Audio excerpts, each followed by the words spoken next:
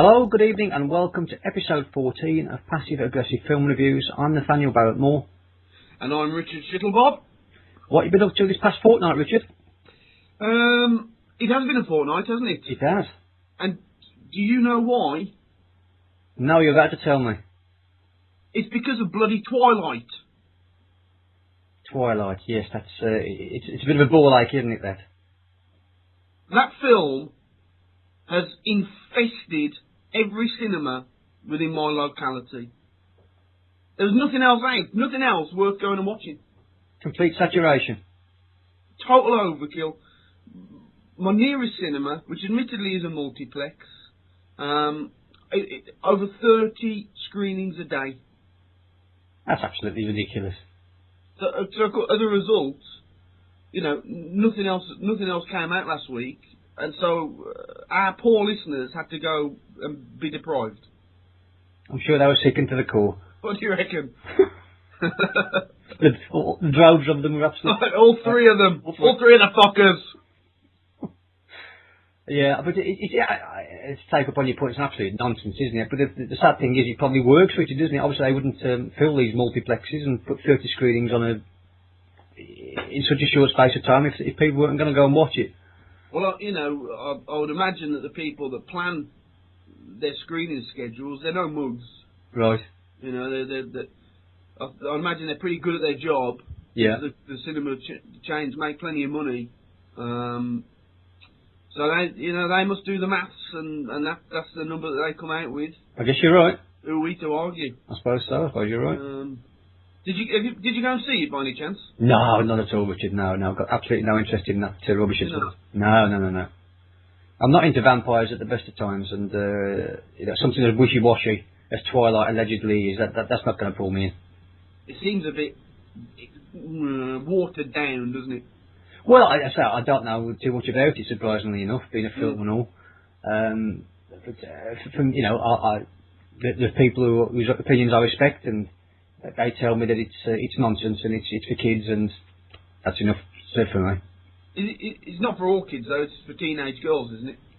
You're probably right, actually, isn't it? It's very much they're taking advantage on this crest of a wave vampire thing that's going on at the moment, on.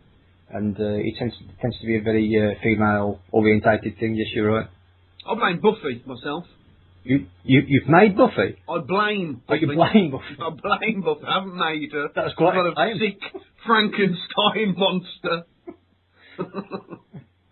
But Buffy was allegedly quite a good series, wasn't it? It was very good. But from it has spawned all of this other kind of teen vampire stuff, your True Bloods and Twilight to this world. Oh, the bandwagon thing. Yeah, well, yeah, absolutely right. Yeah.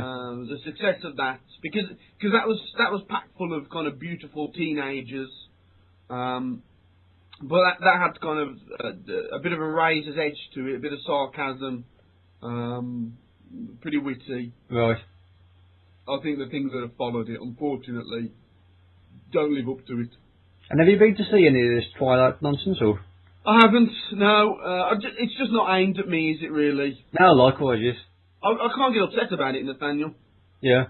I'm not angry about it, you know. I mean, apart from the fact it meant we couldn't do a show last week, which, as you know, it's the highlight of my week. Yes. So yeah, that distressed me.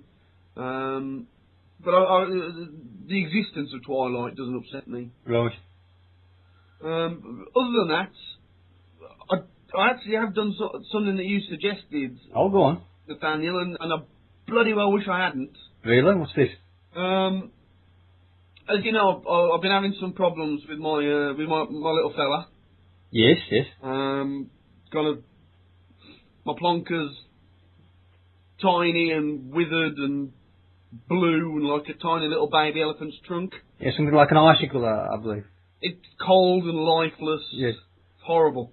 Well, I visited my doctor, and I showed her my little pecker. Yes. And she laughed at it. She laughed. Okay, for self-esteem, is it, Richard?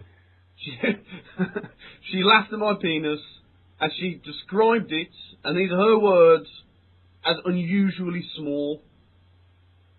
Well, I suggest you change GP pronto. But that's a distinct lack of professionalism she's displaying there, Richard. I think... Might be correct. I think, from her point of view, she was being medically objective. It doesn't sound like it from where I'm standing. So she was just providing the facts. So thanks for that, Nathaniel. That really helped me out. Well, that's a bit of advice you gave me. I don't think you can blame me for such a, an unpleasant episode. I mean, it's very much lies at the fault. The fault lies with her, with the GP. She wants to take if you hadn't told me to go, she wouldn't have had the opportunity to tell me that I had a tiny penis. Yeah, but if I told you to set your penis on fire, you wouldn't do it, would you? Well, no, I wouldn't do that. No. You're right. Wouldn't find it not small enough. A little tiny box of matches might do the trick. Right, yeah. I could use the pubic hair as kindling. So you've come out of there, none the wiser really, with no solution. None the wiser. No idea why my old fella is so inert. And of course it didn't help me with my bloody depression. Well, no, the two things wouldn't. They kind of feed off each other, I guess. Being so emasculated, yes, didn't do me any good at all. I'm taking depression very seriously as well at the moment, Nathaniel, following the death of Wales football manager Gary Speed. Could you believe that? I can't believe it. No, I'm still in shock about it. It's a real, genuine, amazing episode of what's happened. Obviously, all the reports are there to be listened to about what a lovely bloke he was, what a great professional, with absolutely no inkling of anything being wrong whatsoever. It's a real mystery, this one, and I'm looking forward to getting to the bottom of it, hopefully.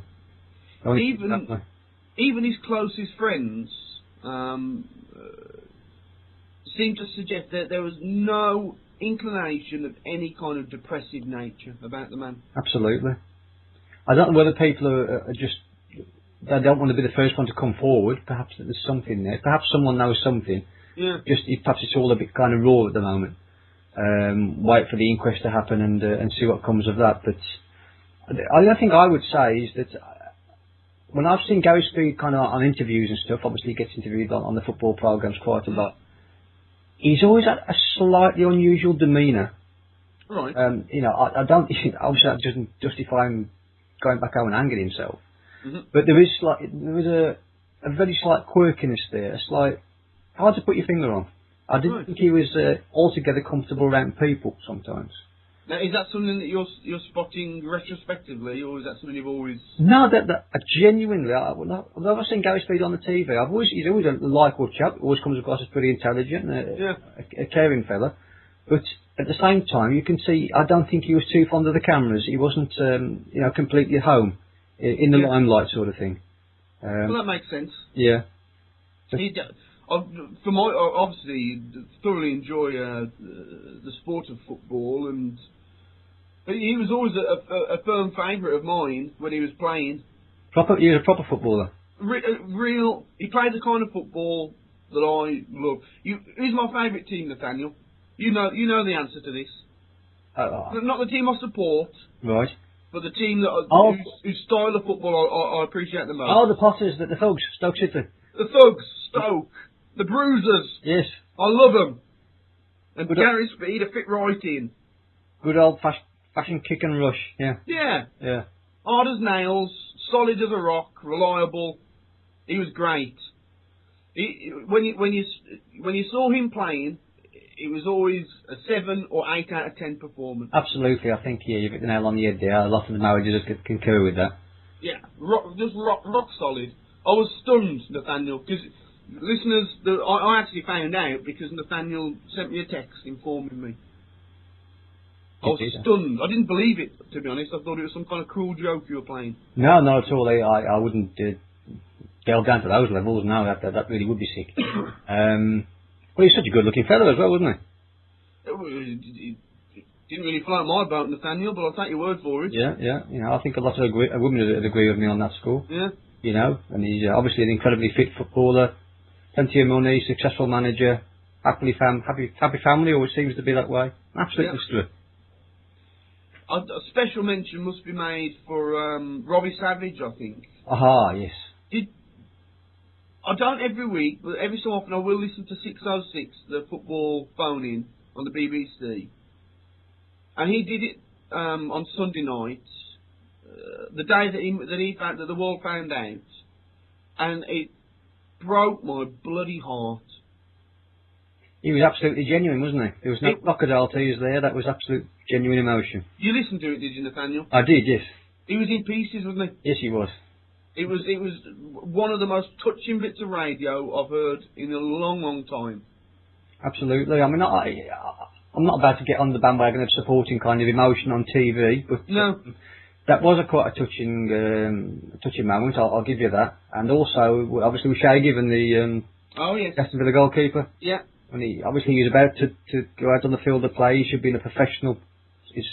Should be in a professional frame of mind, and yet, he couldn't hide his emotions, and that was quite touching as well, I thought. It was, you're right. And I'll tell you what I really liked as well, was that spontaneous round of applause, and then the crowd starting to chant, "There's only one Gary Speed." I thought that was remarkable. You're right, because that went against the grain, didn't it? Absolutely. You'd have thought that in such a time everyone watches the P's and Q's even more tightly, and that the instructions were given for a minute's silence, and the crowd chose to break that and start clapping and chanting, which it's absolutely fantastic. It was great. I had a tear in my eye. Yeah. Didn't even know the man. Had a tear in my eye. Yeah, touching stuff indeed. Let's move on from that, because that's I thought we had to mention it. Yeah, it's absolutely worth a mention, yes. But we're not here to get maudlin. Indeed. Now, I've followed some more of your advice, actually, Nathaniel. Blimey. Two lots.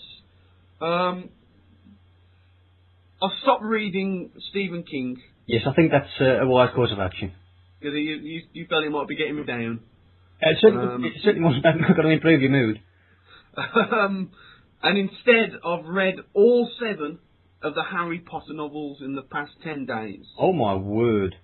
Christ, they were shit. But you managed to get through all 7 of them? Oh, yeah, I did. I'm target-driven, Nathaniel. Once I set myself a goal, I like to complete it. Well, impressive stuff, being target-driven. That sounds like self-flagellation, to be honest. Oh, it really pissed me off. I wouldn't have thought that had been your choice of book reading, naturally. Oh, it's witchcraft, isn't it? It's just witchcraft. Brainwashing children to be against God. Made me more miserable than ever. So thanks again, Nathaniel. I'll stick with Stephen King.